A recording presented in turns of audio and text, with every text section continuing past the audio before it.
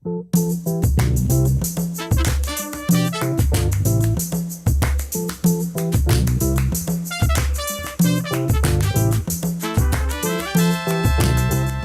listener-supported KTOO, welcome to Juneau Afternoon, broadcasting live from the homelands of the Aquan. It's Thursday, April 17th, 2025. I'm your host, Boston Christopher Kenneth Hawa Tuaksugnosum Salamat.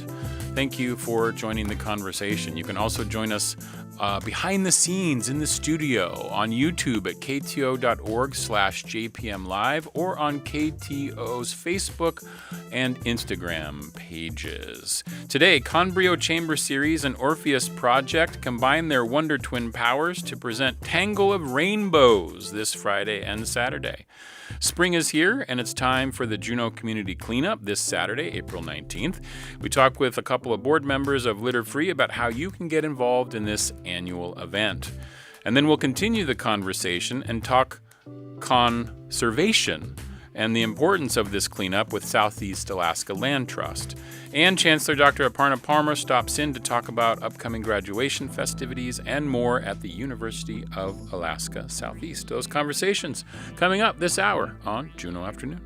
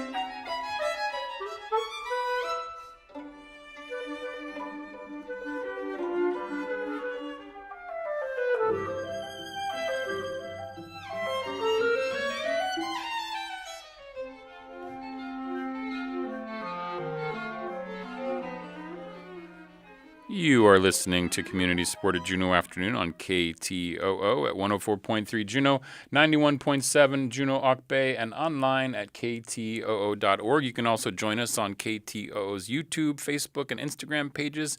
See us behind the scenes here in the studio. You can even leave a comment or a question, all the good stuff. Say hi. We're happy to communicate with you. That was a little bit of Olivier Messiaen.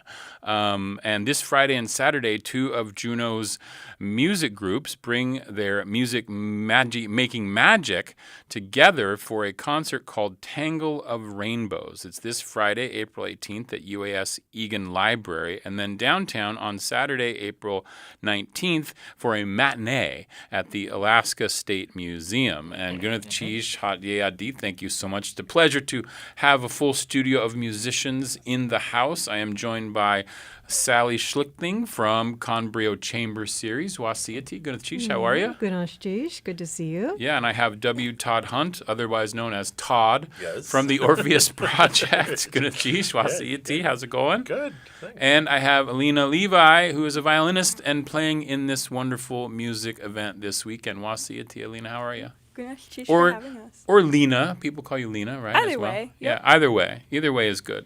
Not late for dinner, right? As they say, as the old dad joke is.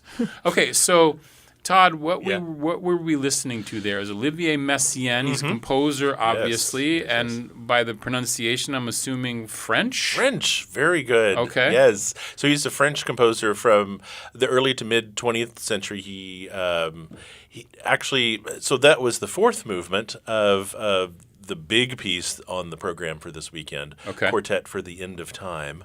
Oh. Very ominous sounding title, I know, but for good reason. Okay. That was the little intermezzo movement, the sort of little nice break from some of the other heaviness that happens around it. And you are you're from Orpheus Project. And Sally, you're from Con Brio Chamber Series. Now, you all have collaborated before, but why now are we doing it as a co-production? Where did this idea come from to say, hey, it's both of us doing it this time, as opposed to one and then Todd just in there as the conductor or whatever? Okay. Well, so years ago, I think Sally and I had started just talking about this piece, actually, the Quartet for the End of Time, and how fun it would be to put on. And it's sort of imagining places we could do it. And we were talking about stuff like at midnight or something, on Over a first cocktails. Friday. Right. Over Over maybe cocktails. a couple too many cocktails. Yeah. But so it was just sort of a fun thing. But our pianist that we have, Jamila Halashwe, we have actually been talking about doing it for about 10 years now. And finally, we got a couple other folks for the quartet that were crazy enough to say yes. So we got Conscripted. Yeah, they were conscripted into doing it. I think very willingly. Anyway, so back to your actual question, the collaboration I think just came out of that sort of thing, and we worked together numerous times. Just wanting to be able to pull off this piece and have it performed in Juneau. This is a world premiere in Juneau. And so, with the Con Brio's connection with people who are very into chamber music, and our audience, which is very into different kind of musical offerings, it seemed like a good way to bring the two together. Do you find, Sally, that the audiences for the two groups is a little different? they might be. I think we'll find out. I mean, we both have reached out to our audiences on this program. So. Yeah, I'm sure there's a lot of overlap, of course, because people who like music tend to like a lot of different kinds of music. That's what I was wondering. Sure. Yeah, just in terms of that. And Sally, what is the quartet for the end of time? Todd mentioned it's kind of ominous. What does it mean for you? What is that? Why is the piece titled that? Oh, gosh. I'm not going to speak to why the piece is titled to that. Since this is Todd's work. He's playing in it. I don't play in it. But it speaks to me in that it's such an epic piece. And the composer, was in prison, in a prisoner of war camp when he wrote the piece. Okay. And which is just an amazing feat. And there were other prisoners who played instruments, and it was this complement of instruments that was available: piano, clarinet, violin, and cello.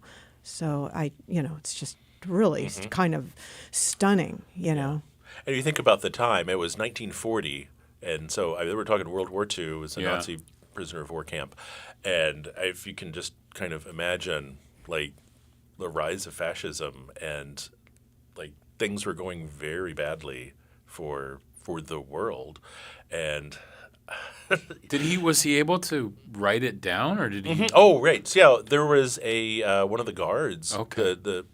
There helped him actually get manuscript paper and found instruments and all that kind of thing. So it was thanks to at least one. Do you want to say something about why it's called the Quartet for the End of Time, since there's a lot of religious? Right. So he took a lot of the inspiration for the piece from the Book of Revelation. Messiaen was a devout Catholic, and we've got piece. The movement titles like Liturgy of Crystal and let's see, a vocalese for the angel who announces the end of time, and lots of this very vivid kind of imagery. But he was also really into birds, Yes, which is. That's okay, but there's a lot of bird song, and it ties into also one of the other pieces on the program, which Sally might want to. Yeah, I was going to ask, because now this is we're doing all of Messiaen on this program, right? No, we'll get there. So, yeah, Okay. We'll get there. there. So so Todd comes to me. He was like, "I really want to do this piece, this quartet for the end of the time. It's not quite long enough for a full program." And I go off and I'm like, I have this piece by Messiaen called The Blackbird, the Le Mer Noir. And so I thought, maybe there's a way I can get in on this program. So Pretty easy I'm kind sell. of crashing his party, and I open the program with a short piece with Kyle Farley Robinson on piano, just really stunning piece Yeah, called totally. The Blackbird, and it samples actual bird calls from the blackbird. So he was really a dedicated ornithologist. Messiaen was. He was Wow. quite dedicated. And so that's a nice tie-in too with this piece with the quartet, which has a lot of the of bird sounds in it as well. But also, there's one more piece on the program that comes right before the quartet, and well, Alina, Is that Lena's piece? Yeah. Okay, tell us about it. Did you write it? I did. Oh, awesome. It just so happened I was actually commissioned back in 2020, thankfully before the pandemic, back at Boston University while I was in school to write a solo violin work for another Messiaen tribute concert. Oh. Yeah. So is your piece written sort of in the style of Messiaen then? Did you take inspiration from him? I actually quote a piece of his directly. It was a song cycle he had written for his first wife, Claire Delbos, who had been a very famous violinist. And not to get too dark into how it happened, but she suffered from amnesia after a certain point in her life.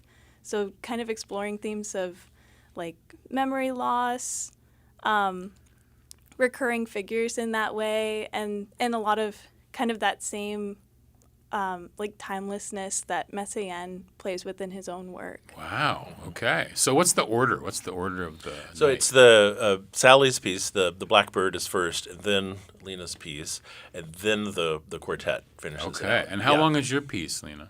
It's thank you, Todd. 6.5 I minutes. timed it the other day. You timed it the other day. Awesome. Because you have to know how long the program Right. is. Yeah. Timeless. Now, I want to, Sally, will you also shout out the other musicians we haven't mentioned yet that are part of this? I think you've got most of them in there. So we have, Kyle Farley Robinson on piano with me, and then for the quartet, there's Todd on clarinet, Lena on violin, and Ben Holtz on cello, and then Jamila Huashe On piano. on piano. Okay. Yeah.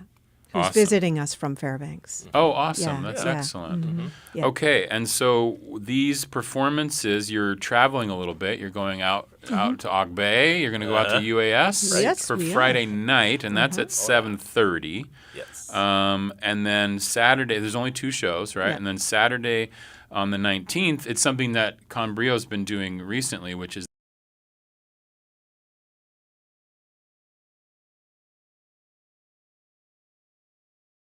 you're doing the foyer Yes, where we are. it's that beautiful sound in there, right? Oh, yeah. It like makes Yeah. it wonderful music. And does the library? I haven't heard music in the library before, but I'm imagining that space is also amazing. Yeah, it actually works really well, and they have a very nice piano there. Jazz and Classics does Quite things a in few there, quite a few concerts. concerts Yeah. in there as well, and it's nice open live for a library. It's got surprisingly good acoustics. Yeah, that's awesome.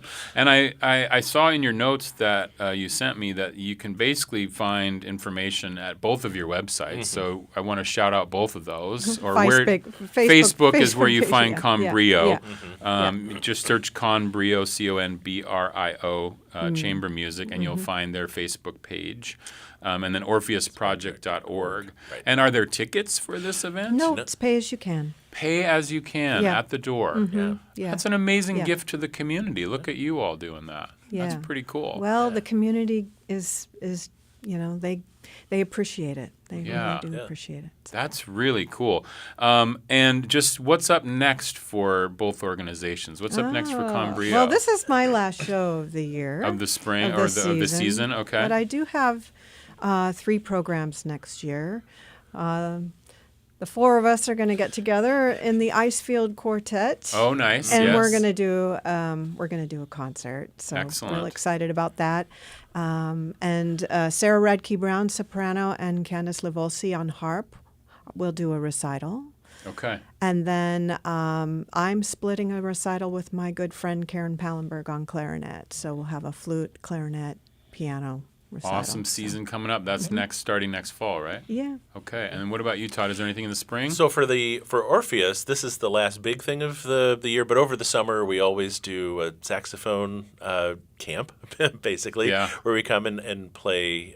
Like it's basically anybody who can can make it, to come play saxophone ensemble music and duets and quartets and whatever, just try to keep people playing over the summer. Over the summer, yeah. And next year is starting to come into focus, but we're going to have probably a couple of dance shows in Orpheus with our new sort of dance collective that Haley Duran is putting together nice. for us. Yeah.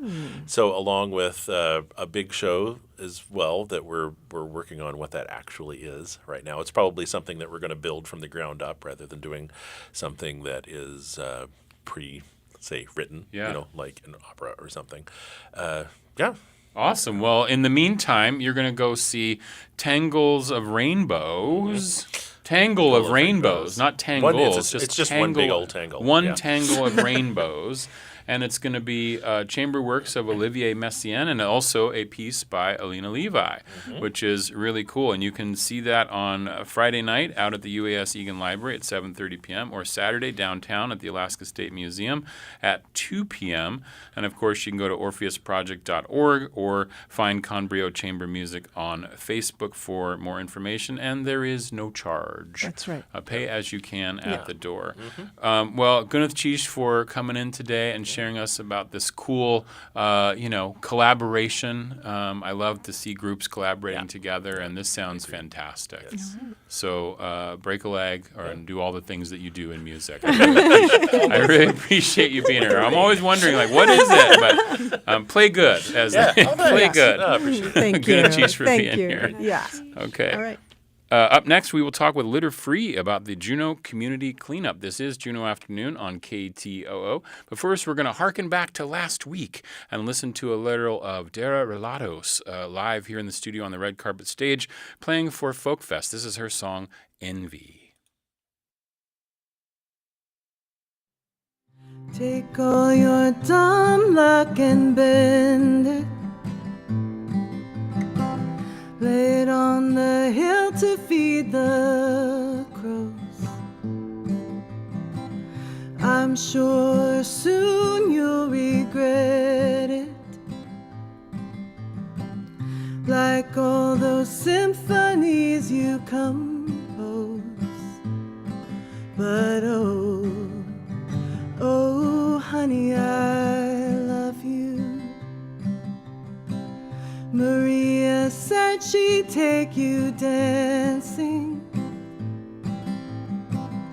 if you just follow her to Rome.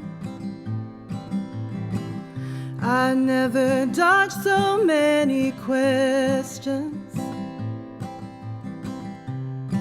from a woman with a bag of stones. But oh, honey, I love you. You write your letters in a frenzy and dedicate them to the sun. I heard the others are in envy, 'cause they have never received one.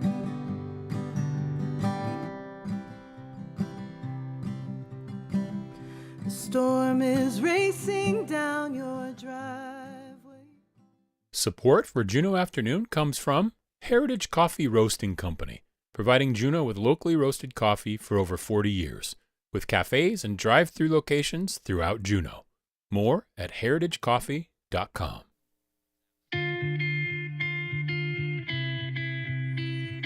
This is Juneau Afternoon from your listener-supported public media station, KTOO. I'm your host, Boston Christopher. You can also join us behind the scenes here in the studio on KTOO's YouTube, Facebook, and or Instagram pages.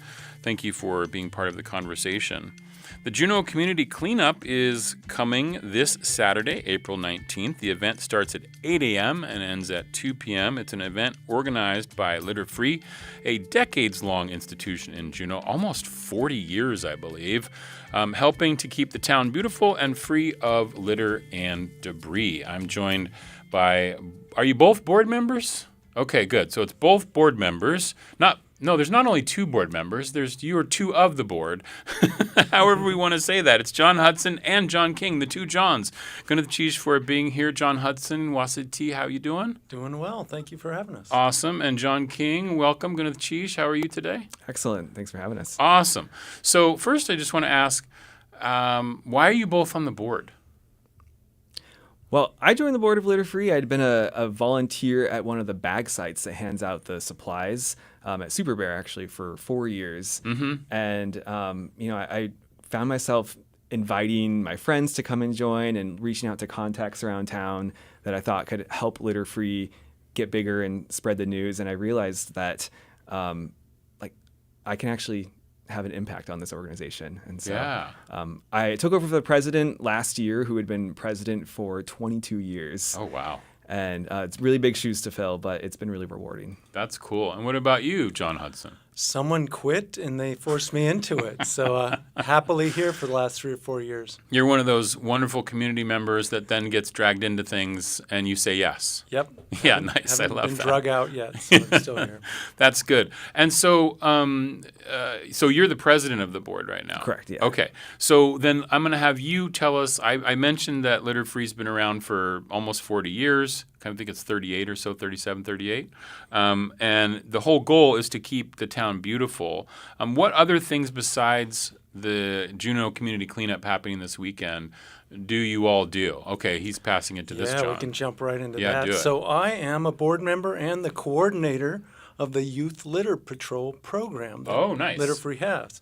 And it's a way for youth groups in Juneau to raise funds for their programs. And it can be a public school program, a private school program, sports teams, all sorts of youth groups can come to us, and we'll help fund their programs by having them go out and pick up litter. Oh, It's that's very kind of popular. cool.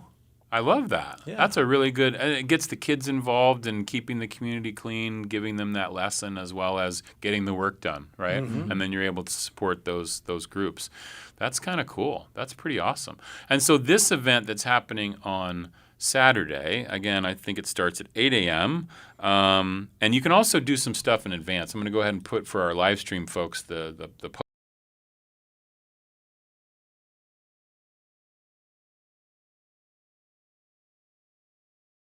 for the day, right? So Correct. tell us how the day works. What is Litter Free for those who may not have been involved before? The Juneau Community Cleanup.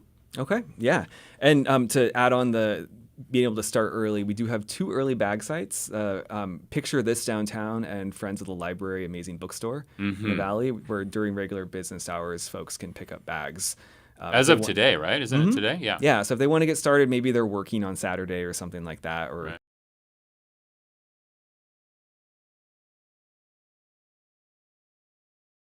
The bag sites are open from 8 a.m. to 10 a.m. and folks can pick up trash bags, gloves from us. They can enter into a drawing for one of 2 kids' bicycles. So if the kids are participating, they can enter to win a bike that's courtesy of Litter Free, the Bike Doctor, and Cycle Alaska. Mm-hmm. They can get some other prizes. They can sign up for our mailing list, and then they can go out and pick up litter on public land and have all the bags put along our main pickup routes. And we have a map there at the bag sites so they can know where to drop them. Tied bags by 1:30 p.m. And then we have some amazing volunteers from some agencies that have trucks, and they'll drive around and pick them up, take them to the landfill for proper disposal. That's amazing. Now, there's a couple points I want to get to in there that you mentioned. So one is that the bags, you got to pick them up either early at these locations you mentioned, today or tomorrow at the Friends of the Library or Picture This downtown. And then Saturday from 8 to 10, you can pick up a bag and get the map, right, of where the locations are. But then you pointed out, and I think this is really important, public lands only, right? You're not going onto somebody's property, your neighbor who you want to say, hey, get that trash out of your yard. I'm going to do it for you on litter-free day. But you can't. Don't do that. Right? Correct. That's not what you're trying to do here. You're trying to get it off the sides of the roads or parks or things like that? Beaches, schools, all public land. There's lots of it around here. Yeah, there's tons of it around. Yeah, absolutely. And can you do it in groups? Like, how do you get assigned an area? How do you figure out where you're going to go if you're doing this? No assigned areas. Folks can pick where they want to go. Maybe they've seen litter while out walking their dog or something. They can go to that area. I will be at Super Bear like I normally am, and when folks come looking for a spot, I normally have a couple in mind that I can point them to. But sometimes we do have awesome groups, like some of the Rotary groups will kind of take over a certain area and say that's where they want to clean up. And It shouldn't be hard to find this time of year. Yeah. A lot of people have been picking up already. You may have noticed along Egan Drive a lot of yellow trash bags piled up along the road, and those are groups that are volunteering to keep the Egan Drive area clean. Working a little doing early. it in advance. They're Yeah. part of these program that they have at DOT. But so it's started up already, but there shouldn't be too hard to find trash, but we can lead them to the right places if they need a spot. And how many people participate in this? How many people do you end up seeing come through? so last year we had 800 volunteers. What? Yeah. That's awesome. Yeah, and together they picked up 22,140 pounds of waste. Oh my gosh. How do you measure that? Does it get weighed as you go towards when you get to the place? Mm-hmm. Yeah. That's That's amazing. Yeah, that does bring up the landfill and waste management. They're very gracious in allowing us to dispose of the Yeah, they're litter ready there. for you, right? Yeah. They understand that Wonderful partner. We can't say Saturday enough 2 about o'clock. They're gonna are the trucks working like full time during that morning, going around picking things up, or do they wait until 1:30 to do it? It depends on the agency, what they want to do. Right, A who's lot of them helping have out. done it for a number of years, so they Yeah. kind of know. Yeah. But everything has to be into the landfill by a certain time. So Right. that's why we have folks try to have the bags out by 1:30 at the latest. Yeah, that's really cool. What an awesome community event. I love really that is. 800 people showing up. That's pretty amazing. And is there anything that happens like post the pickup? I'm sure people get together and go to lunch and stuff, but do you do anything specific, or is that where people are doing it in their groups and then they go off to lunch and stuff? Like, I would be tired after I picked up some trash, right? Yeah, it is. It can be tiring. We have some Alaskan Brewing Company generously donated some wristbands for free beer for folks. So maybe if they're the early ones, they can go over there to the tasting room in Lemon Creek. And then we will also have a little picnic with some pizzas and some snacks from noon to 2 in the side room there at the Alaskan Brewing Company tasting room. So Oh, nice. The volunteers can get some snacks. Absolutely. That's kind of cool. That's awesome. What a great event. This is all happening on Saturday, April 19th, which is Saturday. It starts at 8 a.m. You can pick up a bag early if you need to out at the Amazing Bookstore, as most people call it, Friends of the Library, or downtown at Picture This. But you can also pick up your bag from 8 to 10, and there are tons of locations. Do you want to shout out a couple of the locations that people can pick up bags? Yeah, there's the Douglas Library and Fire Hall, IGA Foodland downtown, Western Auto Marine, Fred Meyer's main entrance, Super Bear IGA, Duck Creek Market, and Forbidden Peak Brewery. So we kind of cover all over town, and a lot of folks often go to kind of the one closest to where they live. Yeah. Helping to pick up their part of town, which is kind of cool. John Hudson, John King, thank you so much for coming in and telling us about this event. I love talking about this one every year. It's always a great way to sort of get spring going and know that, the snow is gone, and although it's kind of like rainy and stuff, right, too, but it's okay. What's the weather prediction for Saturday? Do we know? Does the radio station know? I don't know right now. I predict there will be some breaks in the rain. Okay, good. Because then, the trash gets a little sloppy and wet at that point. But then that's even more reason to pick it up, right? Absolutely. But I really appreciate you here, 2 board members from Litter Free. You can also find all information about the youth groups that John was talking about to be able to, if you want, they should contact you probably to figure out how to get involved in that. Yeah, and if I have time to give my email, I'll do that. Please do. So, yeah, if you're interested in the Youth Litter Patrol, contact John at John, John, at sawc.org. sawc.org. And that's a great thing. And then you can find out more about Litter Free over at litterfree.org. And we're going to continue the conversation with the Southeast Alaska Land Trust here in just a minute because they're helping you out. And there's also some specific conservation stuff that we're going to talk about and the importance of one of the reasons we want to pick up this trash. And so we'll do that next here on Juneau Afternoon. But good thanks to John Hudson and John King for coming in today and sharing with us about the event on Saturday, Juneau Community Cleanup. Thank you. Thank you. Sheesh. Okay, up next we will talk to the Southeast Alaska Land Trust, but first we're going to have a star party.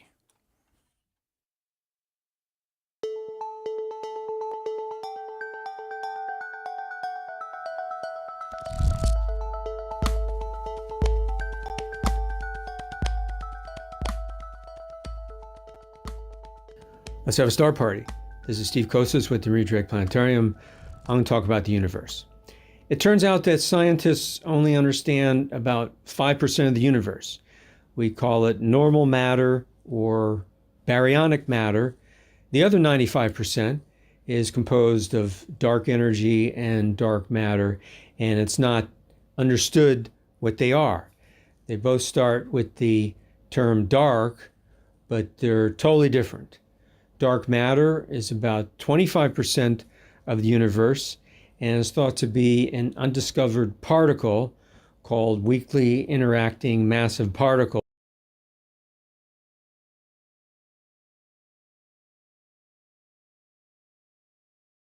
The birth of the. Now, in either case, they neither emit or absorb light, but they have gravity, and that's how dark matter is detected. And it's thought that the large-scale structure of the universe, the formation of galaxies, was attributed to dark matter. Now, dark energy is about 70% of the universe, and it's thought that when the universe, through expansion, reached a critical volume, that dark energy emerged as a property of space itself and is causing the acceleration of the expansion of the universe. And this could lead to 2 possible things. The universe could continue its acceleration of expansion and basically rip itself apart down to the atomic level. It's called the Big Rip.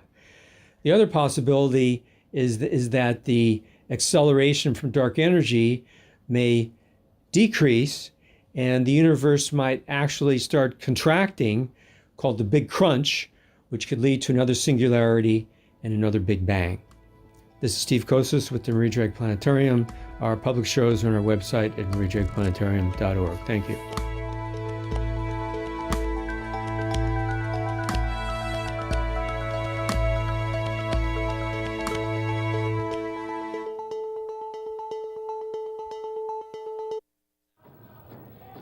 Hanson Gress. Ka eat with the shu yi we kashuk ayitin. Jin kat ka ke jin ta khanakaya ha anikak gunil cheese.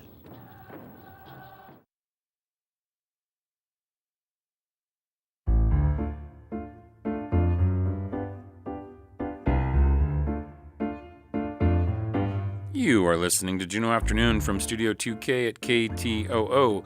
I'm your host, Boston Christopher. Southeast Alaska Land Trust is partnering with our previous guest, Litter Free, and in hosting this cleanup at 2 important sites having to do with conservation. And I am joined now by 2 of the Land Trust besties. Bailey Williams and Dan Heisel to share more with us about these specific areas and why this community cleanup is so important. But Gunath Chish Wasiiti Bailey, how are you? Nice to see you again. Doing so well. Good to see you as well. Yeah, absolutely. And Dan, how are you? Wasiiti, it's been a couple years, but it's glad to have you back in the studio. Thank you, Gunath Chish. Good to be back. Yeah, and Bailey, you were here in the fall talking about your book. I did. I was. Which was awesome. I hope that's going well for you. You can go back and listen to that episode. I think you were on in like October, maybe something around there. Anyway, it was around there. But just search Bailey Williams, and you can find out all about her awesome book. But today we're talking about conservation. But first, Dan, you're the executive director. No, I'm our stewardship specialist. Stewardship specialist. Okay. But can you tell us about what the Southeast Alaska Land Trust is overall? Absolutely. We are a nonprofit organization based here in Juneau, and our mission is to preserve important habitat, recreation, open space, and cultural and historical areas for the public use or the public to enjoy and use throughout Southeast Alaska. Nice. So we currently have 43 conservation sites across Southeast, and we are working with willing landowners all the time to preserve more. We stewardship them in perpetuity. Because I remember when I've had or SEALT, as people say, right? Do you call it that, SEALT? We're SEALT. We used to go by Seal Trust. We still do. People thought we worked with SEALs, so there was some confusion. So, so you changed it up a little bit. Yeah, I still like Seal Trust rolls off the tongue well. So SEAL Trust. We just don't work with Southeast SEALs. Alaska Land Trust. We do protect waterways. But just as a side note, if people are out there and they have some land or are thinking about doing something in perpetuity, they could reach out to the Land Trust and find out how that works, right? Absolutely. And what's the best way to do that? Is there someone specific they're supposed to contact? The absolute best way is to drop in and say hi, because we're a very small organization. We love to put faces to names and have that kind of social interaction. So we're downtown Juneau. But our office, 907-586-3100, any one of us is happy to chat. Okay, cool. That's a good thing to know, just because I know people think about that all the time. And you can also see all of the lands that the SEALT stewards on the website, which you can see all the different areas and all the different places that happen. But we're talking about two specific places today, Bailey. So let's talk about what are these two places and why are they important? Yeah, absolutely. So we were listening to the Litter Free, our friends at Litter Free, who were speaking just before us, and they mentioned that this cleanup is for public lands. Mm-hmm. And it made us smile because that's something that we really accentuate in our conservation work, that many of our conservation sites are public access. They are protected for us all, for people to go and be able to enjoy and have these places of respite and places where you can hear birdsong and see wildlife and just so the two sites that we're facilitating cleanup on Saturday, they're very different and very unique. One, the Sunny Point conservation sites are on the wetlands, and the Vanderbilt Creek conservation site in Lemon Creek, it preserves one of the last intact wet watersheds in the valley there. And it's an interesting spot. We sometimes joke of it as being our problem child, or our child that needs the most love, because of its proximity to development in Lemon Creek. It's a valuable habitat for what it is. It's also a buffer zone for a salmonid stream. And one of the things that we talk about or think about a lot in conservation is interconnectivity. And that stream connects with the greater Mendenhall wetlands, the greater complex there. So in many ways, it's an effort to really embody in the real world what it looks like to protect an area that is not existing in an ideal ecological landscape. How do you still see the aliveness and vitality of an area that has been encroached by cement and pollutants on most sides and yet retains a certain vitality? And so cleanup there is particularly potent because of its proximity to the landfill. There's tons of wildlife-borne litter and trash, which, of course, those microplastics animals can ingest, and it's incredibly harmful for wildlife and for the environment, and it's just ugly as sin, so there's that. And then I'm happy to talk more about the Sunny Point properties, but did you want to pitch in? Dan is our stewardship fellow, so he's the one who spends the most amount of time looking at these properties. No, I think you nailed it. they're both special spots. I'd say Vanderbilt Creek, you mentioned the buffer zone, and then it's also got these beautiful open wetlands. A past staff member introduced me to that area at SEAL and said if you took someone and dropped them in the middle of the Vanderbilt Creek parcel, it's actually, there's 2 parcels that this property consists of, and either one of them, dropped them, kind of turn them around, take off their blindfold, where are they? They wouldn't know that they were in the middle of a pretty developed kind of industrial part of town where there's a lot of businesses and whatnot. It's really beautiful open habitat there. So Yeah. And tell us a little bit about Sunny Point, Dan. Yeah, so Sunny Point is a different kind of wetlands. So Vanderbilt is kind of this like uplift meadow. Sunny Point is more intertidal. It's got high marsh and low marsh habitats. Out there we see a lot of migratory birds. We see a lot of fish, and then those in turn, of course, there are bear and deer and other larger mammals that go out there that rely on them as well. It's pretty hard to tell whether you're on land trust property or refuge out there because it's all pretty similar. And so the Sunny Point parcels SEALT work to conserve and protect and kind of establish an upland boundary to protect the refuge from further development. And so we manage it consistently with the state game refuge. So how does this relate to Saturday's community cleanup? If it's just in terms of, like, for me as a layperson, I'm like, well, how does trash and debris get out to Sunny Point? How is that happening? Totally. Sunny Point has a lot of tidal litter that washes in. There's kind of certain points that we tend to see it. For those familiar with Hansinger Pond out there, which you can see from Egan, what would that be? I think the southwestern side. I'm going to realize I was wrong on that later. Basically, the side kind of facing towards town. For whatever reason, the mechanics of the tide come in. Every year there's just kind of a buildup of tidally borne litter there. We also get, litter along Egan, which, of course, we're being very cautious. We don't want anybody going on Egan or anywhere near the right-of-way. But if you walk along the slope of the wetlands there, trash, accumulates on the side of roads and then works its way down into the wetlands. So it's another hot spot. Those are the biggest ones we see. And every now and then there's some, a bear or something deposits a little bit of trash out there, too. Yeah, and Bailey, you mentioned this a little bit in talking about Vanderbilt, but what's the importance of the community cleanup to the conservation effort? Oh, absolutely. In and of itself, once SEALT has taken on a conservation site, we are committed to protecting it in perpetuity. What that means is constant stewardship, like trying to keep that actual land intact as habitat and for its ecological value.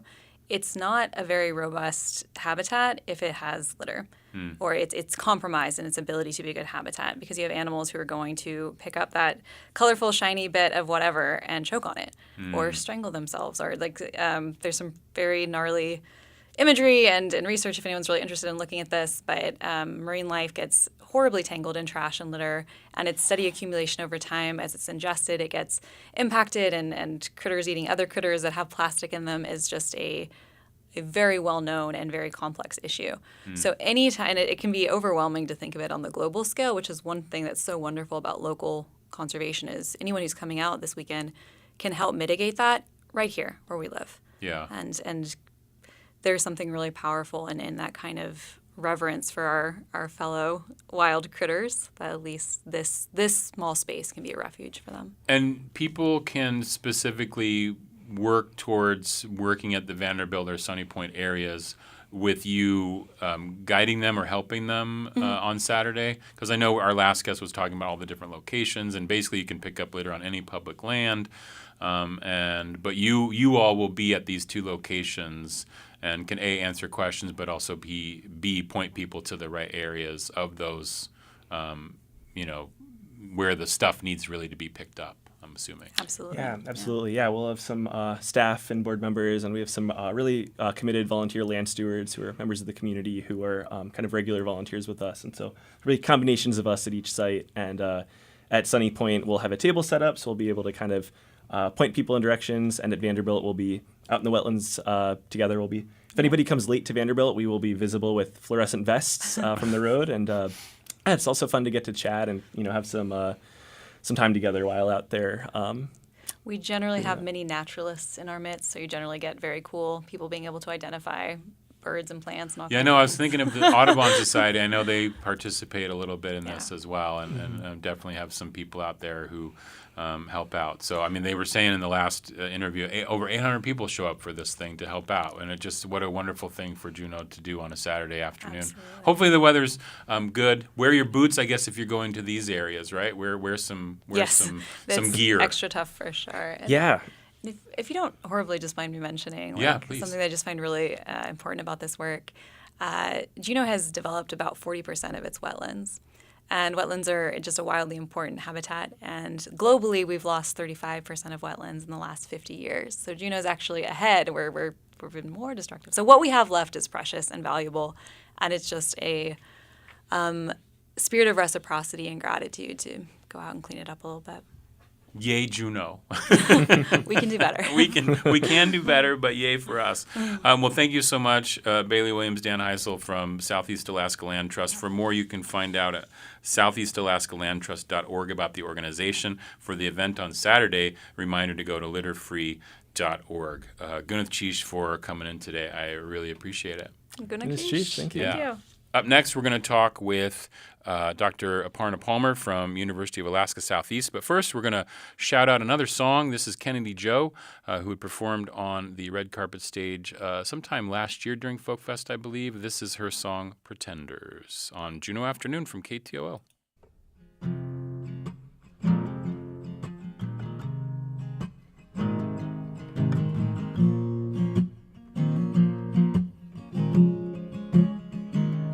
Baby, I cry at the drop of your hat, but don't you overthink it. I don't think I love you like that. My body craves attention, can hear it calling if you listen. Should probably ease up on the drinking, but it's my only ammunition. The world feels cold, but big man is burning it away, and everybody's burning bridges. It's not a place I'd like to stay. I think I need to learn to spend some real time alone. I give it up too early. I'm too young to feel this old. So darling, would you help me drown out all my demons? I won't practice your religion, but give me something to believe in. Can I relight the fire? All my bones have turned to embers. Could you be my reminder? 'Cause I'm surrounded by pretenders.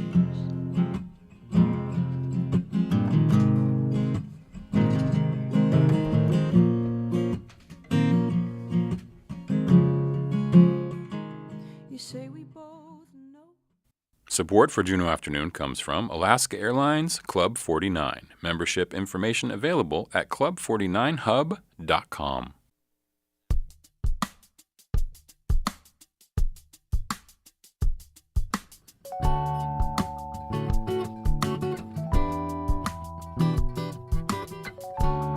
You're listening to Community Sport at Juneau Afternoon on KTO at 104.3 Juneau, 91.7 Juneau Auk Bay, and online at ktoo.org. I'm Boston Christopher. I'm joined in studio now by Dr. Aparna Palmer, University of Alaska Southeast Chancellor, for our monthly check-in on all things UAS. Gunath Chish for being here. Wasiyati, how are you today? Good. How are you? I'm good. I'm still coming down from Folk Fest. I still have the high of Folk Fest. And I know there was a Folk Fest out at UAS. I had the student activities director on to talk about the students put on their own Folk Fest, which was kind of cool a couple weeks ago. Well, absolutely. We like to join in. Yeah, for sure. So I know that spring is here. We're getting to be, what is it now, mid-April, which means graduation can't be that far away. It's not far away. So graduation for us occurs in early May. Early May. Wow, okay. You know, we have 3 campuses in Southeast Alaska, and actually each campus has its own graduation. Oh. So in Sitka, graduation or commencement will be on Friday, May 2nd. In Ketchikan, May 3rd. And in Juneau, May 4th. Our graduation in Juneau will be at the Rec Center. On the same day, we will also have the Alaska Native Graduation Celebration, which will occur in the morning prior to the Juneau commencement ceremony. And where did those take place here in Juneau, both of those ceremonies? So the main ceremony occurs this year in the Rec Center, which is on our campus near the Lakeside campus. And then the Alaska Native Graduation celebration will be in the Egan Library, again, on the Lakeside part of our campus. And just so, just a little geeky note, May the 4th be with you. That's Star Wars Day. Well, and it's the perfect day to wish our graduates the same wish. Absolutely. Yeah. May the force be with you as you enter into. I wonder if people will incorporate that into their speeches. Well, that now would be they hilarious. will.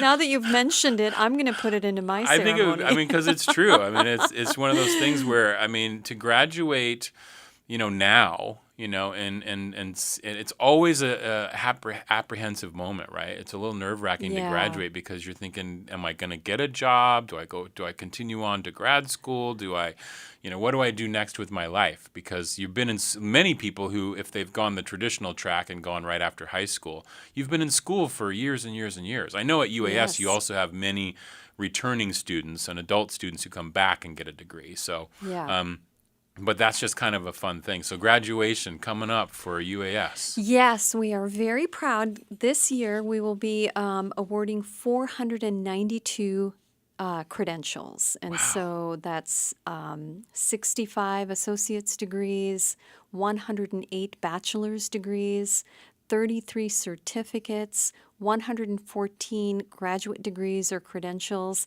and also occupational endorsements. We will be awarding 172 occupational endorsements to students who have earned them. So we're really proud. What's an occupational endorsement? So it is, you can think of it as a mini credential. So within about a semester, you can gain enough coursework to have a credential in something. So for example, when we think about the Sitka campus, they specialize in mariculture training.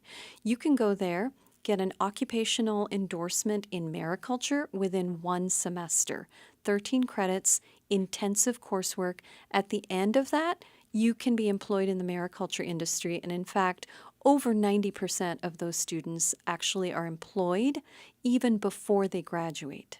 Wow, that's kind of cool because I think a lot of times people think of going to college as you have to spend years doing something, but there's other options at UAS. Yeah, absolutely. We're developing some micro-credentials, which are very similar to these occupational endorsements because they can be completed in a very short period of time. They are highly specialized, and so they can help you, if you're in an existing position, learn more skills so that you are able to advance in your profession. Yeah, that's awesome. Plus, we design them so that they kind of fit into one another like a ladder. And so as you build your occupational endorsements, you're working towards a certificate.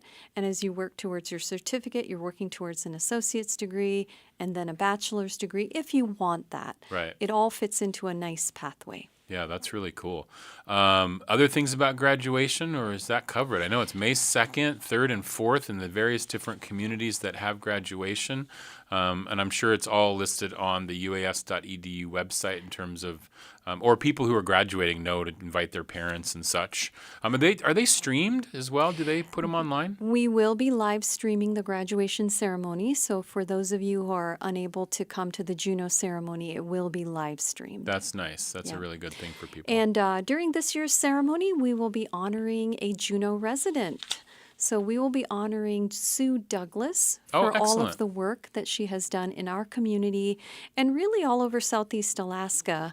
Her work, which she is really passionate about, has impacted the lives of elders, at-risk youth, people who are homeless, people who are low income.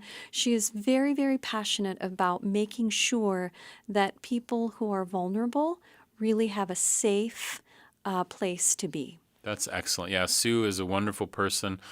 Full disclosure, she was part of the KTO Legacy Foundation here at KTOO, and really helping to continue the history and the longevity of KTOO. So big shout out to Sue. Congratulations, Sue Douglas. Yeah, she is amazing, and we're really excited to recognize her with our Meritorious Service Award. That's excellent. Okay, what else is happening out there? I know there's other stuff going on. Well, I want to tell you about Earth Day. So Earth Day is coming up, and our UAS Sustainability Committee is really excited about it, and we have 4 events that are open to the public. Oh, excellent. So we have an Earth Day Forest Therapy Walk, which will start at 1 p.m. at the Auk Rec Raven Shelter.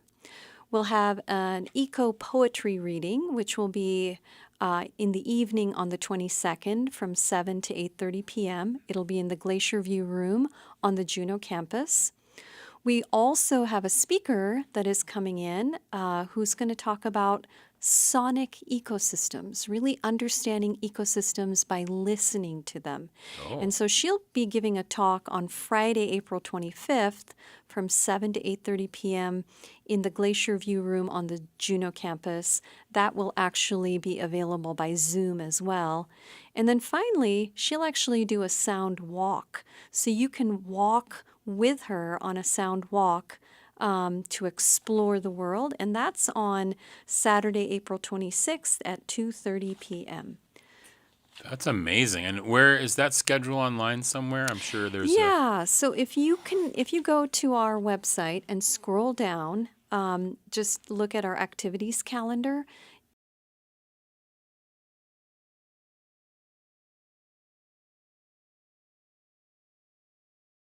And actually have to register for. Okay. No accessory. Okay. Just bring your ears. just listening to the world around you and Yep.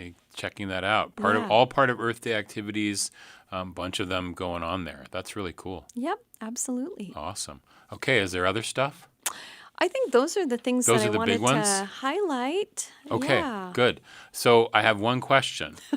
You know we have Yes. to talk about the tardigrades or the polychaetes, but this time I was reading an article from February, Okay. and I think we talked about this one other time. But so just for those who don't know, Dr. Palmer is a marine biologist and is into tardigrades, which are known as water bears, or polychaetes, which are sea worms.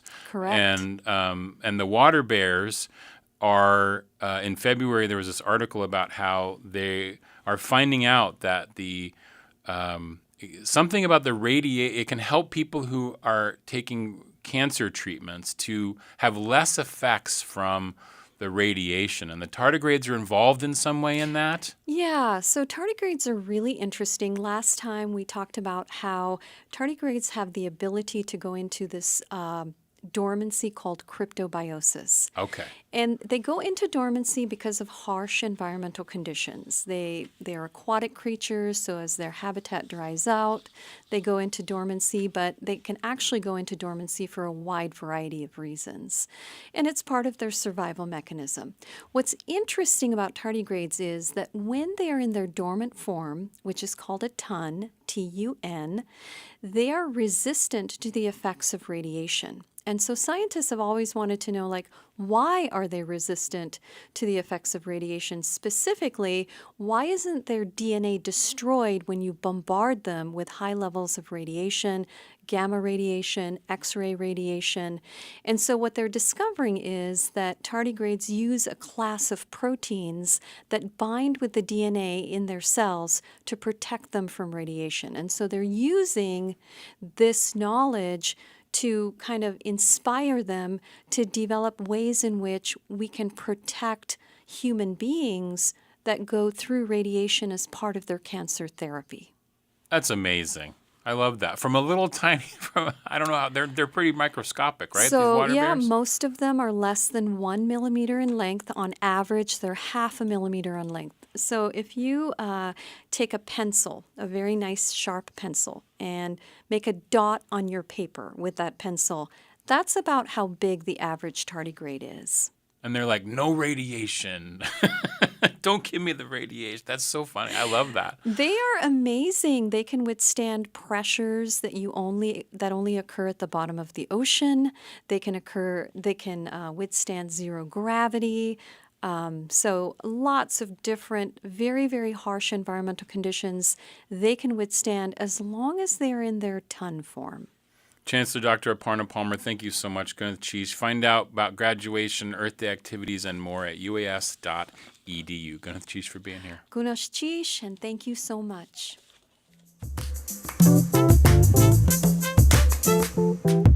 That's going to do it for today's Juneau Afternoon. On tomorrow's show, we learn about an upcoming protective health seminar open to the public. It's a class from Bartlett Regional Hospital. And we meet and learn from 2 student clubs, the Ocean Guardians and JDHS Yadakatle Ignite Club. Juneau Afternoon airs Wednesday through Friday at 3 p.m. right here on KTOO. I'm Boston Christopher, producer and host of the program, with help today from Aaron Tripp. Good cheese!